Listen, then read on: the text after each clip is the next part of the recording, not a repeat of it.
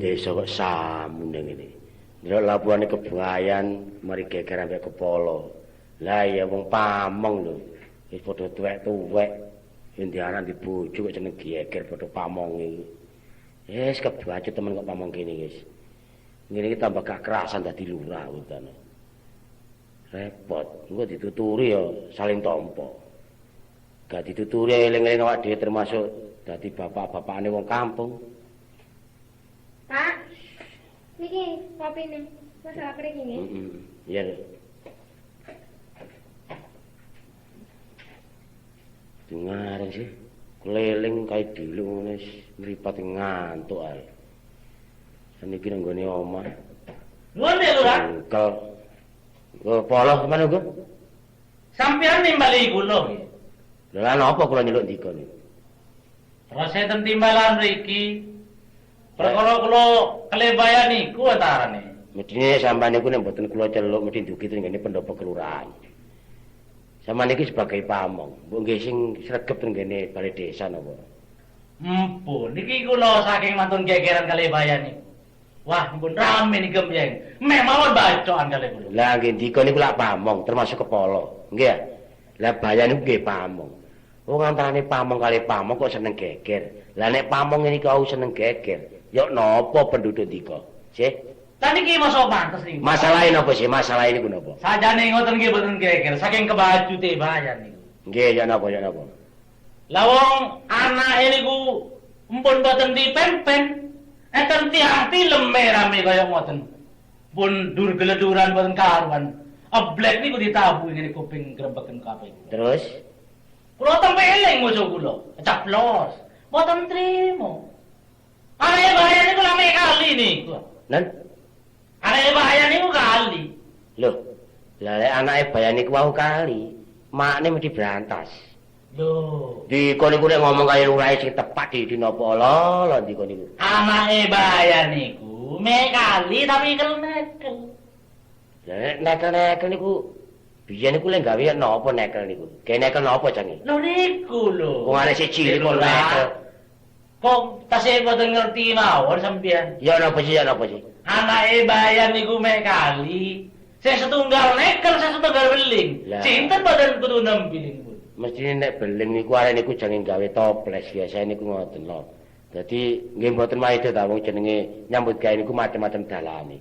Kersane dika niku pun muring-muring mawon. Wong beling nggih dika persoalaken. Lho mek keliru tompo sampeyan.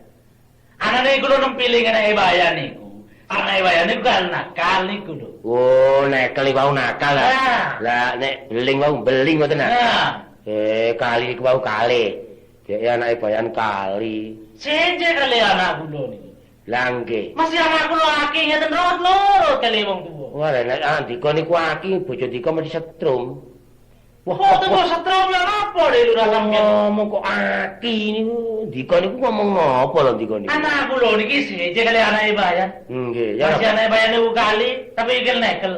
Make anak kula akeh tapi nurut kali jam. Oh, akeh ngoten. Nah niku. Lho, mbok kowe ngomong akeh, wong anak kok aki niku kula lak bingung le nampani ngeten iki.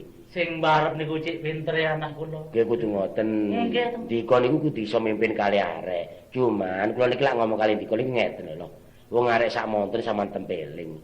Lho niki umpama niku enten muring-muring kebayan terus dadilan gegerane. Dika sampe tukaran bacokan kali kebayan. Ya napa? Liya desa niku lak mboten surak terus. Wah, nggih dianu ta. Cara wong emosi ngoten di napa niku? Dipekak ngoten lho, nggih ya. Niku asale ngeten. Arek padha arek banyak. Lah nggih nek pun arek padha arek, niku wong tuwa pun ikut campur. Nggih nek arek padha arek, wong tuwa melok-melok akhire wong tuwa geger, wong tuane mboten wau antarane wong tuane. Nggih nek areke pun wau, wong tuane dereng wau ya napa? Dadi pun bela arek nemen-nemen lho. Nggih dididik lek ngeten omah niku wau, dididik kaya sinau dikandani ngeten-ngeten. Lah ampun ya wong arek mawon. Janten mboten kuat kula teko panas diaduli anak kula niku. Lah wong anak kula niku ndugi sekolah ki ditempeling kali anake bayan. Lah niku lak musuhe arek ah. Ngoten niku nggih dikandani mawon. Dadi anake kebayan cek dikandani dhewe. Lah anak sampean sama didik dhewe ngoten lho. Mboten telaten musuh kula. Anjene sampean niku rada keras. Dadi gak iso menggak kekarepan niku niku. Perkarane panjenengan mung perkara anak niku panjenengan pun mboten karuan pun. Nggih. Lha mesti nembeling kula. Mlaku saniki kula sing nengahe pun boten perlu tukar patu malih kali kebayan. Perlune napa sih geger-geger niku? Engko ngrembug masalah kampung niki. Napa kampung nggih aman? Lho nek kampung niki aman, maling nggih mboten enten, perampok nggih mboten enten. Cuma nak siji ya. Pokoke bengi niku wau, waduh, ketoke niku peteng samun kampung niki. Wong kula metu dilu mawon rasane mboten karo-karoan awak kula. Niku nggih, niki bener. Tukang becak sampun. Lho. Wedhus mangan kacang bubur ketan tutup apa. Wah, iku iso. Ngomong apa bayar niki? Ola wedhus mangan bubur ketan ireng iso mangan wedhus. Aduh, Omong kali toto. Selamat. Kono ngarepe lurah iki. Polo gawe perkara tok ae kula. Kon leren lho dadi polo lho kon lho. Lho, Kok gak ame ngatasi? ancam kon ngelereni awake aku. Mosok kon dadi pamong gak ngatasi desa. Sampak desa nek ruwete koyo ngene kon enak-enak laye-laye. Kurang apa sih? Apa arek aku? Sita, Kon ropo desaku? Yan. Penong leni kepolo iku, peno iku atasane kepolo, Lho mboten Gus. Lah tapi mboten tanggung jawab antene desa keru Gus. Pun di lurah. Dika meneng mawon pun. Kula tak gelut kalih bayan mawon pun. Lho, Adi. iki Gus sampeyan ijen kula tak. Niki slimen kalih kula niki panjenengan. Apa? Slimen kalih kula panjenengan. Dika niku ngomong napa Srimen niku? Lah niku slimen niku perkara anake kula tempeli. Wis Oh, kleru ngarani santimen. Santimen. sentimen. Sentimen ayo wis kleru-kleru ae kon. Ora mene malah. Mungkin Padha mawon. mungkin nek Dika geger kare kebayan. Gelut ngene pendopo kelurahan. Enak nget mawon pun. Hmm. Kula sementara niki tak leren dadi lurah. Lah pendopo niki sampean nggoni dhewe ya napa? Wah, tambah mboten enak Gus. Sinten sing nggoni kebayan iki? Nggih kalih Dika, wong Dika sing ngejak geger. Apa upama aku sing nggoni? Gak trimo ta kok. Tak bentel iki lho. Banjamu ta? Mengke dudu pandaku apa atasan ngelereni awake aku. Mosok nyambut gawe ku sing temen koyo adron. Kon krungu apa desa keru? Bungu apa awake aku wong. Pokok desa aman. Aman apa? Wong desa rame koyo ngene aman aja kon indek kok ae. Setayan, peno ngomong desa kerut ku ana apa? Dika ana apa-apa. Masalah Gus, kula niki wau Gus. Pas idring ngene kampung, Iya. ngadosi lare patrol kali niku mboten enten. Manja candene wayahe umpul kon. Terus Nggih. Lajeng kula padosi lare kali niku melajeng. Kuntek kali tomo. Dadak desa mriki enten memedhos Gus. Memedes kok. Memedhos niku lho Gus. Memedi ya. Ah, nggih. Wong memedi ya memedes dibasakno iku. Kula niki lak ngurmati sampean. Memedi ya memedi. Ngogal memedi-memedes iku. Lajeng enten memedi terus kula mboten percados. Iya terus Lajeng kula diomong ngeten-ngeten mboten percados. Mm-mm. Lajeng kula nyatakaken ki ambek daten wingking kula Gus. Malih kula niku ajros Gus. lho wong ngajri ya ajros. Masak sampe keprojot Gus kula niku. Lah ngarani wedi lak wedos niku. Ah, apa ya ngomong clewa-clewu niki. Pancen iki sing enak niku dilereni mawon kok. Pun diganti bayan mawon pun. Lho leren awon nek kon gelem leren aku ganjar aku ya wis mancep jero wae. Gak apa-apa aku lah. Iki ngelak geger maneh. Ngomong kok saiki masalah memedi iki mang. Tomo Mm-mm. kali kuntet diwedeni Terus critane. terus Patrol lari kali niku. eling-eling kok iki mang ya wong ngerti. Nggih. Mesti diwedeni barang ngono gak wedi ya. Mboten percados. Mesti kono acakno sembarang ya. Nggih sak entene. Barang itu ya apa? Banten wingking kula enten tiyang wedok ndase niku. Ndase atos mesti iku. Mestine nggih atos, tapi rambuté rowe-rowe Gus. Lek gembur roti iku. Dadi terus ya apa? Wah ndika niku ngoten Gus. Lho lah iya, terus ya apa iku? Lajeng mripate niku mendolo. Iya, nek merem lah ya turu omonganmu. Oh, nggih. Lah iya lah bener sih. Sampe niki mboten ngandel ya Gus kula. Lho, aku gak tape ngandel ngomonganmu kepane pecotot ngene ya kan. Lajeng Terus ya apa? Tiyang gawe pakaian putih-putih. Rambutnya diure ya. Diore Gus. Terus Kali sing diceluk niku ngeten Gus. ya apa? Somo Bito. Ngoten Gus. Oh, golek stasiun. Oh, iku dudu Nggih. gendruwo iku. Sing ngombe Lah, itu. iku wong katelu ngono Pak sepur sama wito. Bener iku. Tapi wong memedi niku.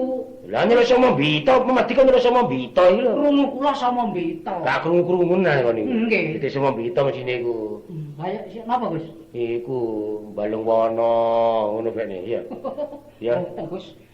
Aduh Gus boten kuat kula. Kon niku aja adek guyon apa oyan, kon niku balu gawene nek memedi sing Kula niku apa. boten guyon sampean tanggap lare. Pancen iki enten perkara titik mesti digedhekaken iki. Lah iso iki. Ani Gus. Nah, kamu apa ndi? Iki lah kontet iki. Nggih. Lho kok. Tasane kok mang dipangan iki mang.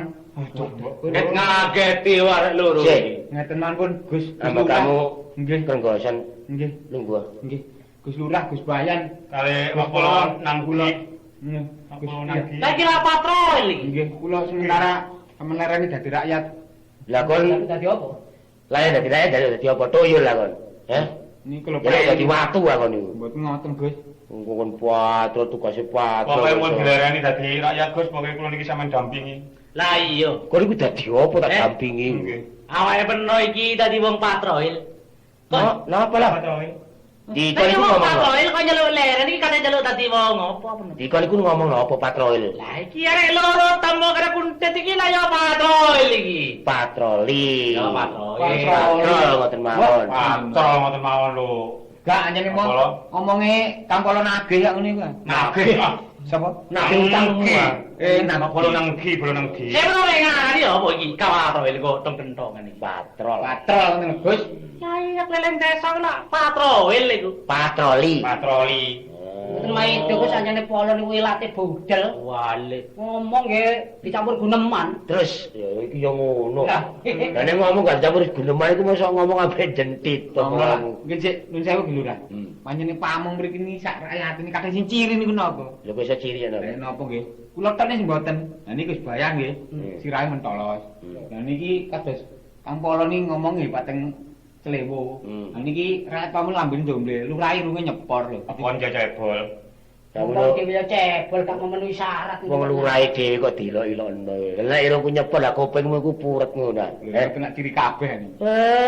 Masalah ciriku gak apa-apa, sing penting amane desa. Nggih. Sakniki tomo bare konten. Nggih. Ngomong ambek aku ana persoalan apa kon patrol iki. Mboten aman Gus desane. Terang-terangan mboten aman. Apa tak anjene ana maling temenan? Sanes. Maling. Apa tak perampok? Sanes. Apa tak kampak? Sanes. Kelebon apa desane? Memedi.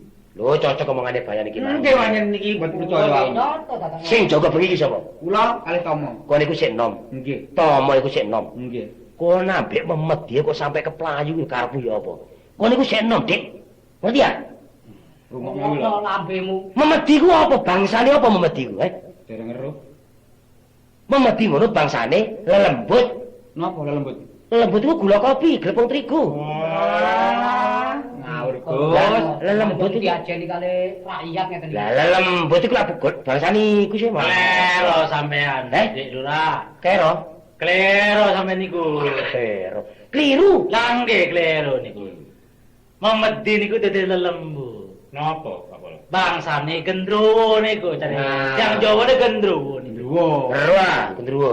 Napa gendruwo niku? Niku bunter nisor sawu niku. Wah, sama niku. Ngawur wong gak tetek ngono. Gus Lurah kleru, Polo kleru. Golongane Memedi ku ya gak gendruwo. Lah apa ya? Golongane demit iki lho. Napa demit iku? Ademe amit-amit. Oh, mawon. Niku lho golongane nyiluman. Lho, nek tomo bener. Apa nyiluman? Kabar ya? Apa? Nyiluman.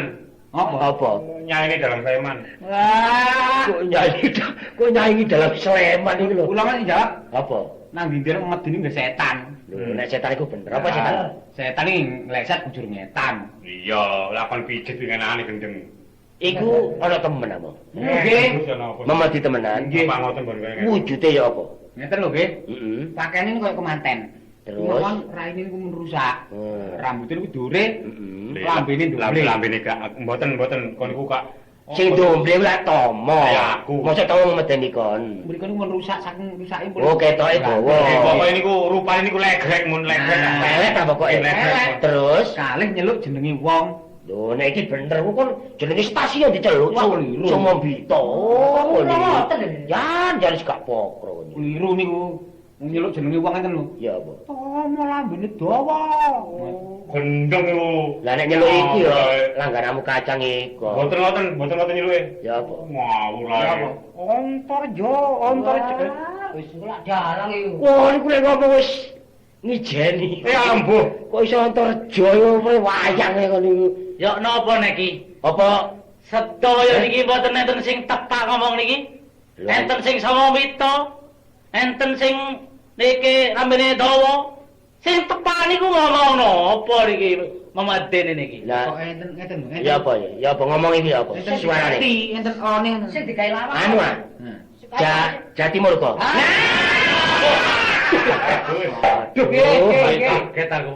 Jati dan Murko. Oh, gak dikai dan iku. Oke, Jati mboten dan Murko. Oh, dadi nyeluk jenenge Jati Murko. Nggih, Gus iki Gus. Kon gak guyonan masalah iki. Mboten, Gus. Temenan ah.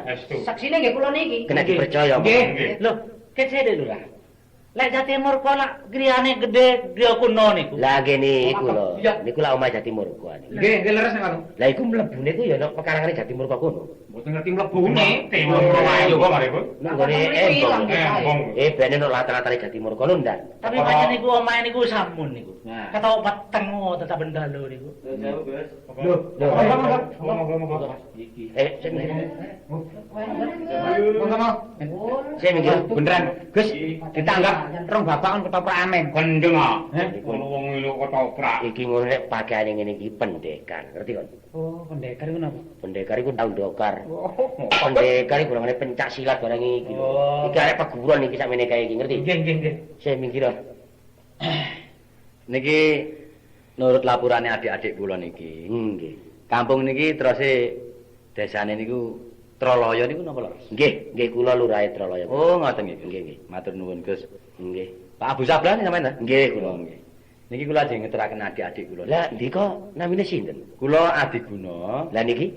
Kula lihat Lah wedok loro niki sinten? Kula Bencanawati. Kula Susilawati. Niki yo gane Oh, niki mbok ning. anake Rondo Kuning nggih. Nggih. Oh, kene dok, dokternya. Dan sewu nggih Pak Lurah. Ya wis kene gak poso gak apa-apa ya. Nggih. Anu Dik Adiguna. Nggih. Niki enten persoalan apa? Lare kalih niki critane rumenak diubur-ubur kali bapaknya ajeng dipek bojo. Kali Jati Murko nggih. Nggih. Nggih anjen anakku alon iki. Lah dicangdangi kalih makne. Nggih, terus Saking murkane bapakne niki nggih Jati Murka niku wau. nggih. Lah, murang-muring lajeng pusakane dionus sajenge dipateni. Imakne arek niki Nggih. keneki anake jenenge Tejo alit niku. Ajemu cilik kok. Nggih Pak Lurah. Iku mati, Nduk. Pecah, Pak. Bangetan temen Jati Murko iku. Lah sakniki Mbok Rondo Kuning niki kabur mboten karuan parane, ngoten apa. Terus Lah, kula kali adik-adik kula niku mriki ajeng ngene dipalilah kali Pak Lurah. Nggih, nggih. Lan sedaya pamong mriki. Nggih. Terang mawon kula niki ajeng madosi Jati Murka, ajeng kula pateni bebarengan. lho nggih dhisik. Sampeyan pun nggunakaken paten penyaten dhisik, lek mboten enten bukti lan nyatane. Lah ngoten ah. Mpun jelas niki, Pak. Nek niki nurut laporane wong patrol. Nggih. Nggih sik buru-buru niki mawon. Nggih. Niku lak diwedeni memedi ya. Nggih. Lah memedi niku wau pakaiane niku wong wedok, rambutnya diore, katik raine keadaane niku pun rusak. Sing dibengol yane Jati Murka mboten enten malih. Lho, Jati Murka. Lho niku lho, niku wong wedok sing ngomong ngoten niku. engko iku pas makemmu Kok engko. pas lembok, Dek? Lah teriak iki. Lah sing ngero niku, sing ngero. Nggih, nggih. Pertama niku, lha niku kuntet niku. Oh, Dek, maju. Maju. Napa? Engko nek gak ngaku, tak wayar engko. Ya ngono, Bu. Nah, takon apa sih dikoni? Kula madosi mbok kula. Oh, mbok sampean. Nggih. Oh, wong melok kula. Lho, lah saniki. Kula rabi. Lho, dirabi ya. Temenan ta iku takon ngono Lho, temenan. jenenge sinten sih? Mbak Rondo Kuning. Lho, wong sing tak rabi mbok rondo lorek. Lho, Rondo Lorek. Maju Sing pundi sih Pak Lurah temen niki? Tomo. Kula iki lho sing semerap temenan. Iki lho sing ngero Ngawur. Lah sama semerep. Wong sini sing Mas sampean. Nggih. Tobat, wong ben sore kula goncet niku tas kula goncet. Lho, lah saniki teng pundi? Lho kene omah kula mriko. Ya napa? Ayo diparani Wong ayo. sir-siran kula niku. Temenan ta iku? Nggih, sinten namine? Mbak Rondo Kuning. Mbok kene. Nggih. Oh, Dede. Lah Rondo napa? Wong sing nang omah kula niku rada soklat. Temenan sing ngurus ngaten ya Pak Lurah. Iki arek ae. tak olor lambemu tak Jawa. Ayan, kene ya. Nggih. Kula niki madosi saestu lho. Ki babayan niki. Sapa jenengmu? Kula Susilawati. Golek sapa kon? Madosi mbok kula. Wong turu wis nggonku tulung bengi mbek aku kok. Lho, lah malah keleresan lho. Ngono bidek kae, Mang. Sapa sih jenenge? Mbak Rondo Kuning. Oh, duduk rondo kuning sing turu mbek aku kok. Lah Rondo napa lho? Rondo biru. Ayo Rondo. Mari dicat. Dadi ngono. Nggih. Niki jelas lan terang nek ndelok lapurane pamong iki kalih tiang-tiang patrol. Nggih. Niku medine ngoten nek saka raban kula nggih, Nggih. medi Rondo Kuning. Lah sing kula kuwatiri niki. Nggih. Pas niki wong jenenge kepaten anak, rumah tanggane kabur mboten karu-karuan. Omah dilewung pikire Pikirane lewung gampang kelebon barang sing mboten genah. Nggih, nggih, Cik. Ngoten lho. Nggih, nggih. Lah sakniki idep-idep madosi Jatimurka. Nggih. Kula tak madosi Mbok Rondo Kuning niku kersane kampung iki dados tentrem. Ngoten nah. Nggih. Nggih sadurunge nggih matur suwun kula nggih. Nggih, nggih. Bareng Nggih, monggo. Monggo Pak. Nggih, nggih, Pak. Monggo. Nggih, nggih. Monggo. Nah, saniki Tek, Nggih, terus iki Gus. karek Tomo, Nggih. kalian ndika lho. Kok putih lho. Rene adik kula niki wau tenggene omah Jatimurka. Wong niki termasuk kampung kami awak dhewe lak ngoten nah. Nggih. Aman lan mboten aman napa jare pamong-pamong kali penduduk mriki kabeh. Nggih, jelas. Monggo bebarengan kesah tenggene omah Jatimurka diselidiki ten mriko. Amane dinten pundi, Pak? Nah omah itu ya, Bapak tanggone omah Pak Jatimurka iku lho ya. Nah Ya omah. atas atas lho, Pak. Iya, dili ayo nama ya. Monggo lho. Monggo.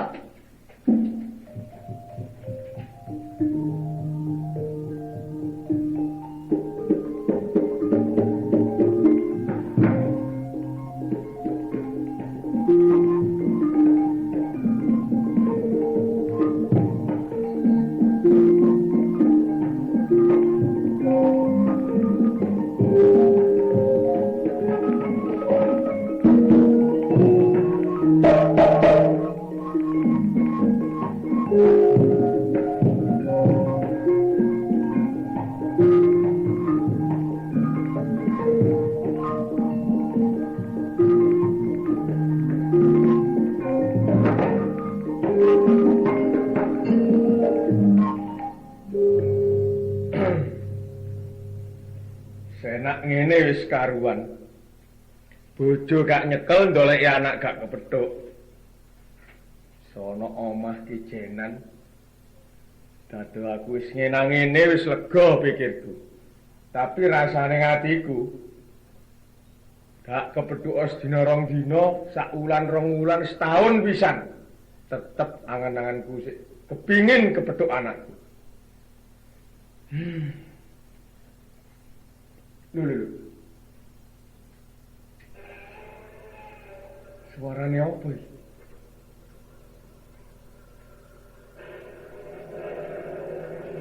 Lho.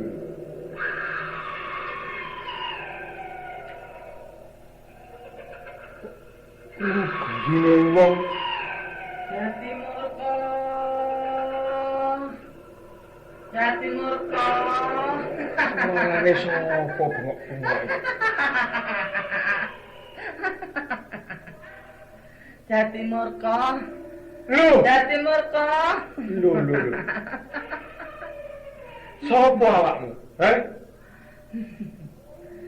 Yo, nek awakmu gak roh karo aku wis bener Jatimurka. Aku wis adoh karo biyen. Saiki mataku metu. Awakku kari balung karo kulit tok. Sasat kaya tengkorak. Aku wis gak iso mlaku sing jejeg. Ngalor ngidul tansah nggawa tetekan. Omongku wis gak cetha. Yo. Tapi awakmu aja kaget tak kandhani Jatimurka. Aku Rondo Kuning aku. Rondo Kuning. Lah kok sampe rupamu gak karu-karuan iki? Nalare apa? Rungokno Jatimurka. Sakwise aku pisah karo awakmu. Aku sumpah kanggone awakku dhewe. Aku gak bakal mangan, gak bakal ngombe sak lawas urip Jatimurka. Aku nek gak mangan dagingmu to ngombe getihmu Jatimurka. Rondo kuning. Yo Jatimurka. Olehmu ngomong adane wong mendem ae kon niku. Nyingkri ya? Moh, Nyingkri ya. aku moh nyingkrih. Goro aku wis krasa garing, krasa ngelak temen. Wetengku wis krasa luwe. Aku kepingin ngincipi ya apa rasane getihmu Jatimurka. Ya apa gurihe dagingmu. Cekne awakku pulih waras kaya sing dhisik-dhisik biyen Jatimurka. Kok nek gak gelem nyingkri saka omah kene tak giyepuk kursi iki bongkok.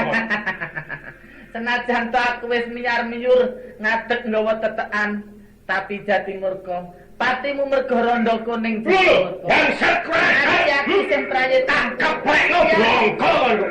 Jati Murka. Tanono Jati Murka.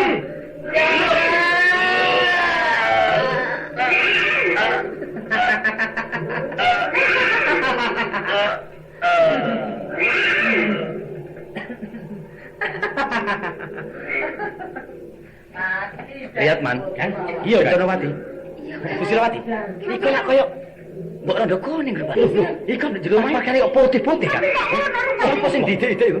Jajale didik. Tak bukae lawang. Lega atiku. Aku wis iso marasno tatune atiku. Oh.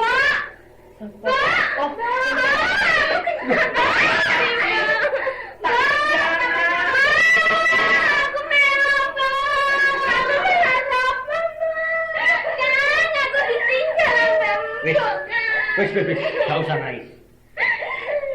Wis, Dik, Kenconowati apa iki awakmu Silowati. Iki rupa-rupane mayite Jati Murka. Iki nek dibarono lho kene, akhire ndadekno bumi sangar sebab wong sing kelakuane ora bener. Iya, Kang. Tak tibanane Aji Guntur geni. Cek supaya mayite Jati Murka ki ilang gak manggon ana ngene kampung kene. Jadi ya? Iya. Dek ya. Iya, Kak.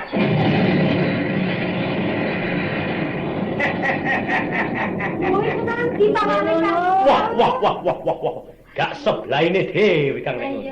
Ketiban Aji Guntur geni lebur tanpa dadi mayite Jati Murka. Lah susah gak ketok kalau yuk lah. Wah. Mawut gak karuan iki. Kang. Bareng aku rombok, Kang. Rupane mbok kok panek kaya ngono kena apa sih, Kang? Tak deloke liwat pusakaku, Dik ya. Iya, Kang. Lah iki apa, Dik? Apa, Kang? Asal usule mbokmu iki nepi ana nggone pinggir Segara Kidul, ketemu barek Nyira Kidul, wis kadung janji. Dheweke dililani lan dibantu barek Nyira Kidul mateni Jati Murka. Tapi sak matine Jati Murka, makmu kudu balik nang nggone Segara Kidul, perlu digawe rewangi Nyira Kidul. Wis ayo padha diikhlasno, Dik ya. Ragaku pedho aku mana ambek adik, Kang. Adikmu barek makmu wis enak uripe ana nggone Segara Kidul bebarengan ambek Nyira Kidul. Mula sing penting, Riyadman, iya Kang Adiguna. Susilowati apa jare awakmu, Dene Kenconowati apa jare aku. Ayo padha nentokno urip dhewe-dhewe. Iya. Lah saiki, Dik. Iya. Kabeh ae ayo melu aku nang nggone pedhepokane Yai Sabu Alu. Perlu ngelapurno kedadian sing wis kelakon iki, Dik ya. Iya, Kang. Ayo, Dik. Ayo. Ayo, Kang.